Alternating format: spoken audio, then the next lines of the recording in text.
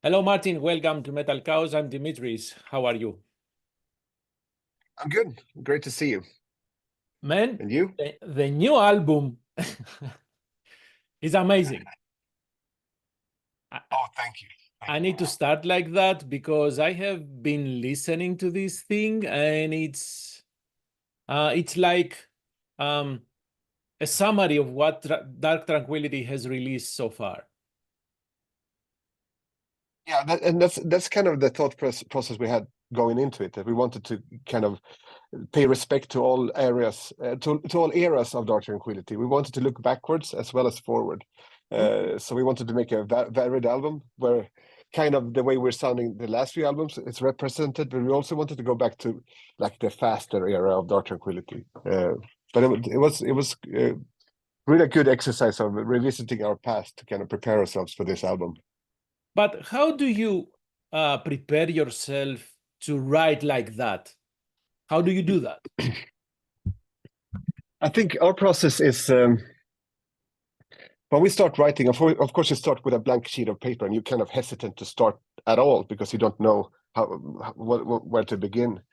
But then we just examine a few like ideas, and the way we write is that what we're looking for first is an emotion, something that really attracts us emotionally. So we don't start with it's not often that we would start with a guitar riff or something like a groove. We need to find this emotion, and once we find that, we kind of zero in on it and remove everything else and try to examine this emotion from different angles, and then we write from there and try to enhance that feeling. How do we want to present whatever the feeling is, the emotion is? We want to kind of give it a situation or a narrative that really translates to a listener. So the goal is that someone else will feel exactly the same we do for that piece of music that we start with, but then kind of unveil it from there. So just like almost every Dark Tranquillity album, even in live, in concert, the songs feel sad. They express grief, pain, loss. But the bizarre thing that we have a good time listening to this song. So can you help me out translate this? How does this work? I mean, in your mind, that you are writing songs. I've thought about this as well, and because we write about melancholic themes, and there's a melancholic nuance to our music, and I think when we do that, is what we do is like we are challenging these feelings, and I think also when we then put the music out in the world and we see that someone takes our music to heart, we feel less lonely because someone else is feeling the same thing as we are doing. And I think when you listen to an artist who is exploring these emotions, as a listener yourself, you feel less lonely because someone else is feeling the way you do. And I think as listeners and creators, we are facing these emotions together, and by that we feel strength by not being as lonely. And I think that's the way I feel too when I listen to other artists who are expressing these emotions, like melancholy. But it could also be strength or excitement or danger. Like to challenge these emotions that when we do that together, I think we all feel stronger for it. So maybe that's the uplifting part. And also live. I mean, Michael is a good leader for the whole exercise, both for the band and for the audience, to kind of invite everyone in to okay, let's do this together and face this together. I think That would be my explanation. what you described can be summarized in one word: therapy. Maybe, yeah. So maybe it's some sort of a musical therapy that we're doing together. Mm-hmm. But we have to do it like in a large group, I think, for it to make sense. Yes. Because it's when we're realizing that we're feeling the same thing. I think that's when we move forward. But therapy is a good word for it. I'm gonna keep that in mind. Maybe it's gonna feel easier. As always, Niklas Sandin did the artwork, all the aesthetics. First of all, was he involved at any way in the songwriting process? Yes, I mean, we always bounce ideas off of Niklas. We show like early demos and he gives us input. But he also wrote a lot of material that is sent to us, and some piece of that material we really liked, and that we got this emotion from that I'm talking about. Mm-hmm. So we started to explore some of Niklas material, and that ended up in a song called "The False Reflections." It's the last song on the album. So that's the start of that song was material that Niklas had wrote. Okay. So in a way he was involved with that one too. We already discussed the emotions and all that stuff, and then we have the lyrics. First of all, Yeah. Michael writes all the lyrics, correct? Yeah, he writes everything. Yes. So do you the lyrics? does the band discuss the lyrical concept and then trying to see how those messages communicate or translate to everyone before you start writing music? Absolutely. Well, we were talking about the mood, and we were talking about, like, I mean, we're always discussing not only music, we're discussing our lives and what we think about the world that we're living in. We're just discussing this as a group. So we kind of fine-tuned to what each other's experiences are. And I think before we started writing, before he put any words to paper, and before we did any music, we decided that this had to be kind of a serious album that had some weight because of the times that we're living in. If you back the tape like 4 years ago, I don't think we could imagine the place that we are in right now, with how we suffered a pandemic together, for instance, and we've been through so much together. So we wanted this to kind of reflect on the album. Mm-hmm. And I think that's so we decided also to make the music a bit darker, and I think that also translated into Michael's lyrics. Then when we have a few demos, that's the point where Michael starts to write his lyrics. We're never going to change his words, but we will discuss how it fits with the music. We may change the music because of his lyrics, or we would ask him to change phrasing or something like that. But I think you probably met Michael before. He's a very optimistic guy, and he has an optimistic outlook on life. But these times, I mean, even him it has been a bit challenged by the times that we're living in. So I think writing this album was kind of, like you said, therapy for him again, to write this. The lineup. So yeah, we do. Go on. Sorry. No. So we're doing it together, but we're doing our parts ourselves, but we're comparing and adapting to each other while we write. I was gonna ask about Christian and Joachim, who both are the youngest additions to the lineup. Were both involved in the music making?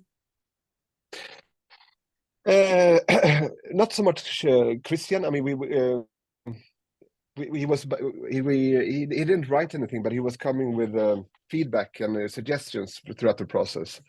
And Joachim was he dug really deep into creating the drums for the album, but kind of the lyrics and the themes were made by Johan and me, and Michael for the lyrics. Of course. But it's really good to have new blood in a band. I mean, because it brings a new energy. We wouldn't necessarily have chosen to have new members, but if someone leaves the band, you need to find a new member, and I think we find the perfect guys to continue Dark Tranquillity with, because they know the scene. Christian has been a friend for decades, and he's from Gothenburg as well, so he knows exactly what the band is and what we're supposed to be. And Joachim he's a bit younger, so he has a lot of hunger to get in there. He's a technical drummer, which also opened up to revisit older styles like the fast pace and stuff like that. So in that sense, it was really cool to work with him.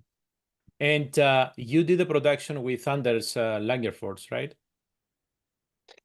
Yeah, he's my assistant. I mean,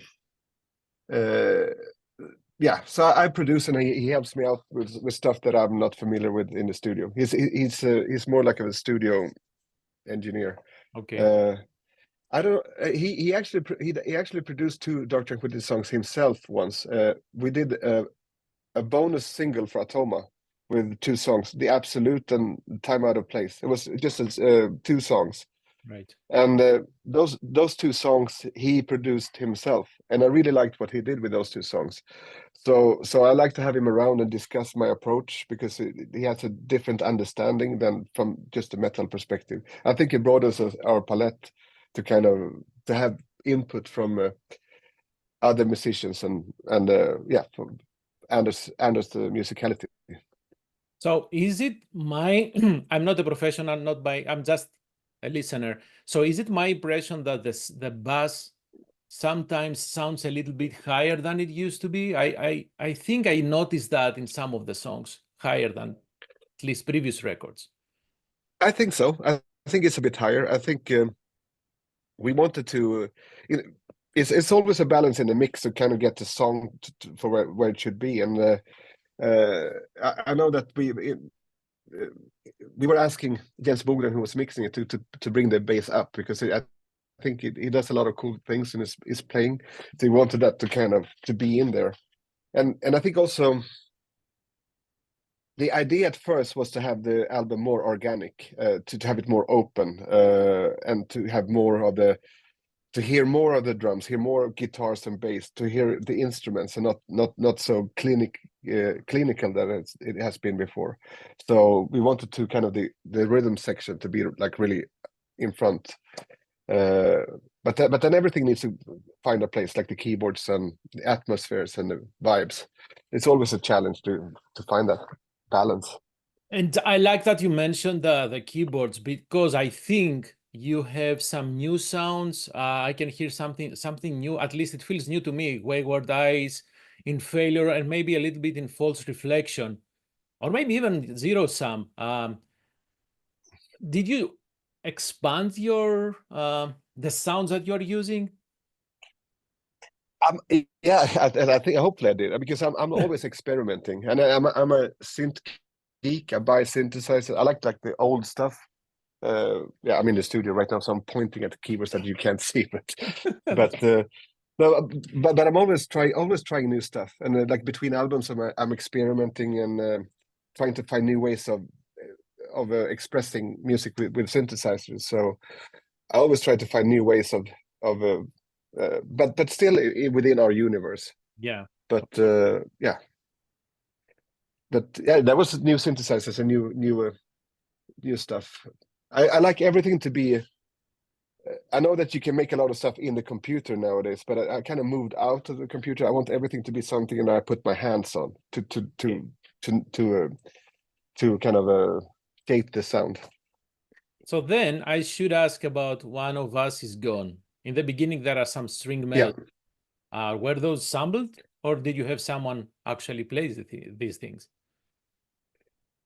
There was a couple of musicians from the Gothenburg Symphony Orchestra who played these parts. That song, I don't know if you know the history of that song, but it was written by me and an old member called Fredrik Johansson, Okay. who was on the gallery, the Mind's Eye projector. He was a guitarist in the 90s.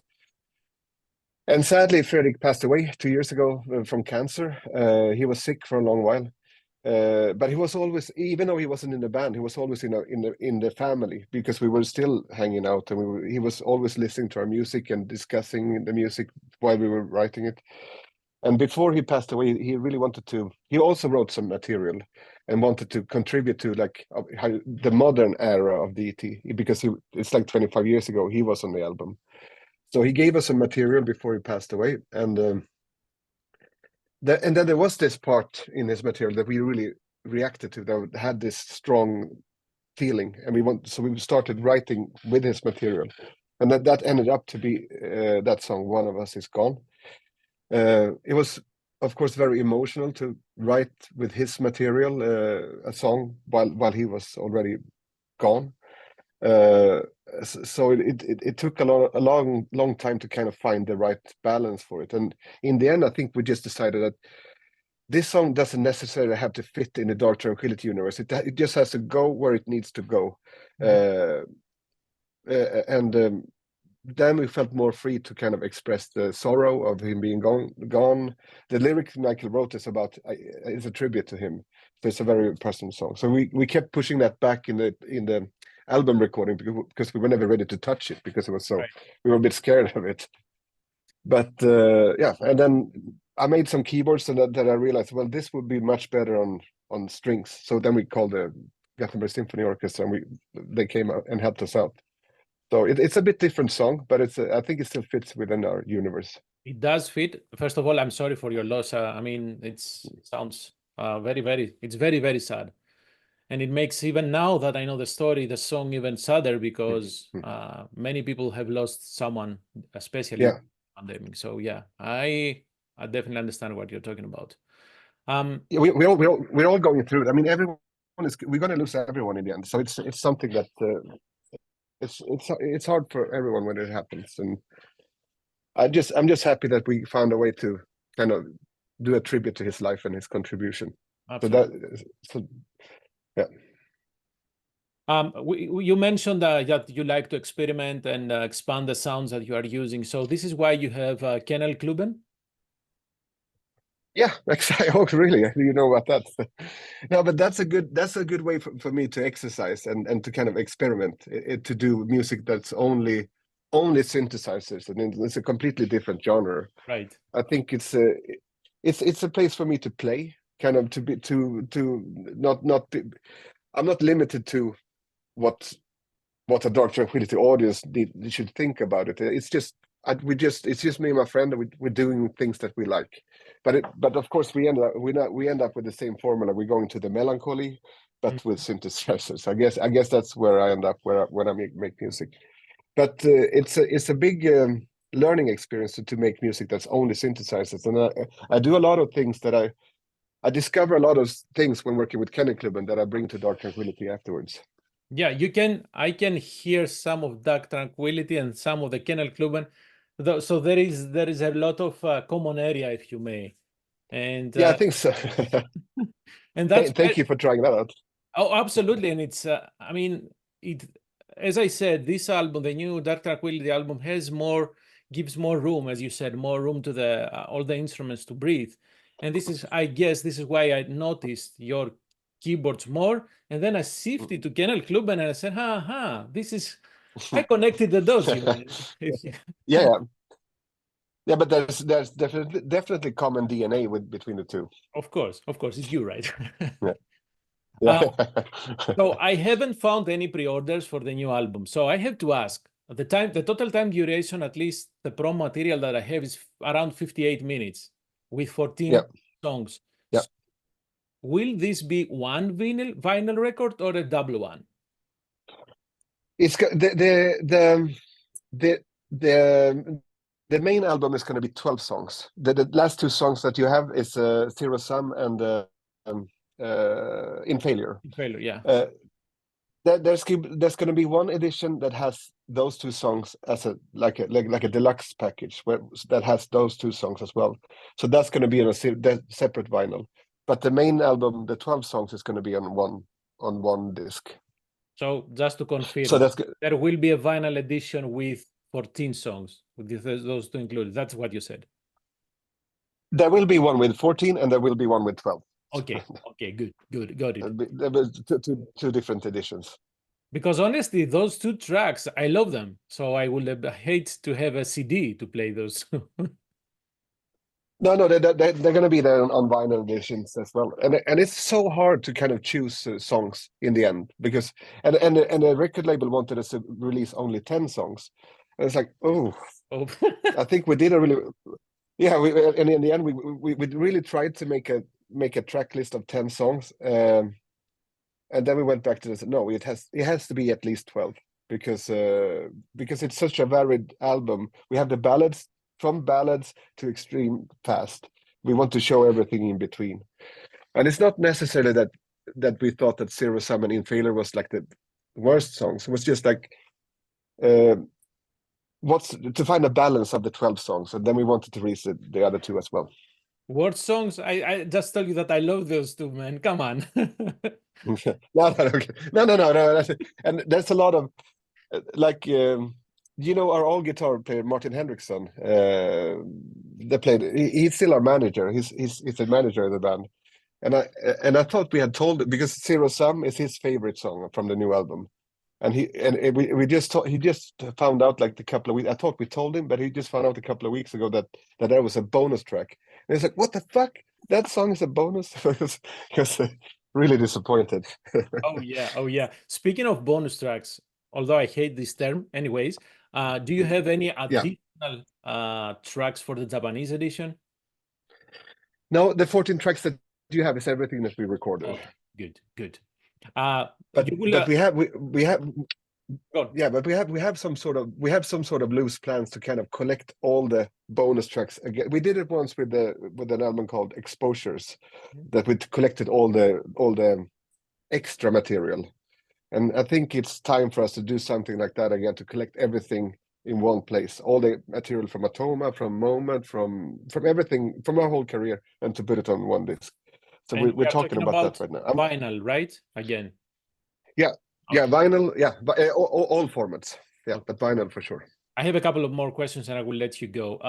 So the album will be released on the day you play a Summer Breeze open air. Are you planning to do a special set that day? Yes, we want to make it kind of, because the way what I'm informed is that, because the album is released at midnight, and we're going to start playing it 20 minutes before midnight. So and then we're going to play through.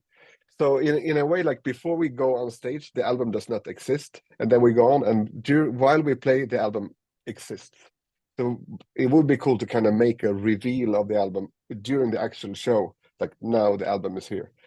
So we right now we're kind of planning to see how we could make this change visible during a show. Hopefully we can make something special of it. Now I'm jealous. And for the live shows, you have Peter Carmark from Hatesphere as the second guitarist. So will he be only on the festival season, or you will plan to get him over the Atlantic when you come to the US? No, the plan is that he's the new guitar player, that he will be always with us. Oh, okay. So that's the plan, and maybe we didn't communicate that good enough. But the only obstacle, if we could, the plan is that he will come to America and he will be on our European tour. It's just that hard to get an American visa, because so right now we're working on the paperwork for him to go to America. There are ways to kind of speed up the process, and we're doing everything that we can for him to. I'm 99% sure that we will have all papers in order, and then he will be with us in America. He's a fantastic guitar player. We know him from a long time. We Dark Tranquillity have toured together with Hatesphere, and so we know that it's going to be really easy to work with him. He's a great guy and a good guitarist. Speaking of visas, the US visas have increased in price, ridiculously increased in price. I know, it's so expensive, especially when you want it to go fast. It's like, okay, there is a fast lane, but it's going to be this amount of money. I hope it's super expensive. Will not affect the bands crossing the Atlantic, but I am afraid that it will. Yeah, it may very well. It may affect. Yeah. Anyhow, Martin, thank you very much for this discussion. I enjoyed this discussion as much as I enjoyed the album. Thank you so much. To see you guys here in the Chicago area with Amorphis, and have great shows and safe travels. Thank you so much for having me. Absolutely. Cheers, man. Bye-bye. Bye.